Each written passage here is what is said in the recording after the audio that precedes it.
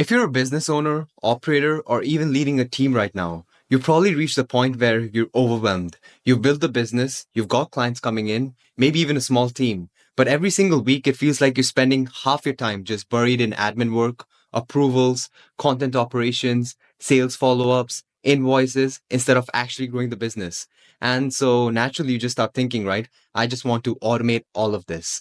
But here's the thing, and not many people tell you this, that you don't automate everything at once. You actually automate the right things first. And there's an actual structure and hierarchy to how you do this. And that's what I want to break down for you today. So the biggest misconception I see is business owners thinking that automations is just one giant on or off switch. It's not. You'll either waste money, burn your team, or worse, build broken systems that don't actually even end up saving you time. Instead, what you need is a clear, phased strategy to automation. And this is the exact roadmap that we like to follow. So there are tasks that happen daily or weekly in a business that follow the same structure every single time. And it doesn't really require any form of human creativity. So think about it like lead capture and enrichment, or sending proposals and quotes, automated follow-ups, content blueprint generations, data cleaning. This is a task that is repeatable and has clear structured inputs and outputs. And that is a clear candidate for automations. This is what we call essentially the low-hanging fruit. You automate these first because it gives you instant ROI. It's a quick win and time back, fewer human errors and faster operations. And this is actually where most businesses actually do end up screwing up because you cannot automate chaos.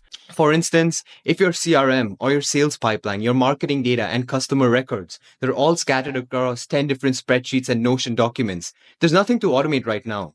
We don't even come close to automations. So before you move to the more advanced automations like we just mentioned, your priority is to first clean, unify, and structure the data. Make it all one cohesive, enriched place of knowledge. And that's when you start building real automations because you're finally working off one source of truth.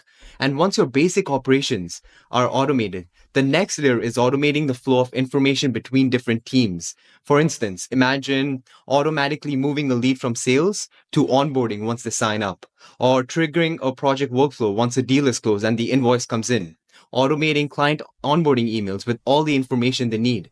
And this chart over here represents exactly that. And yes, it looks incredibly simple. And it is supposed to be simple because this is where automations really drives real business value. And this is the final layer. Once all the operations are structured.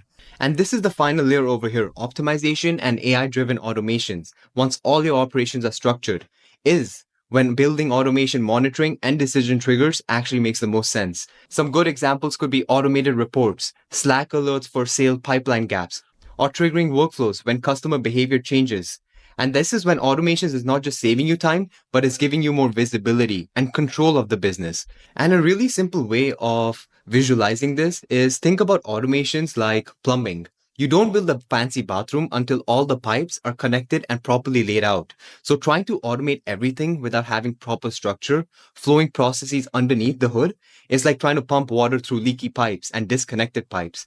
You're going to spend a lot of money on fixtures, but you still have a flood in the house. So the next time you think about automations, don't start with AI chatbots. Don't start with complex automations across 10 different tools. Start with the simple, high leverage, high frequency structured tasks. Get your data clean. Fix your internal flow of information. Connect the tools. We have API integrations, and then layer automations on top, and then layer AI on top for decision-making abilities. And this roadmap over here, although very simple, is exactly how we build operational systems for businesses and how you actually scale without burning yourself out. Lately, we've been getting a lot of questions like these from prospects, leads, clients, and people interested in AI and automations. So I just thought I'd share this because this is a really good heuristic and mental framework you want to be approaching when thinking about how can I build my business without burning myself out and scaling efficiently by leveraging AI and automations. So cheers.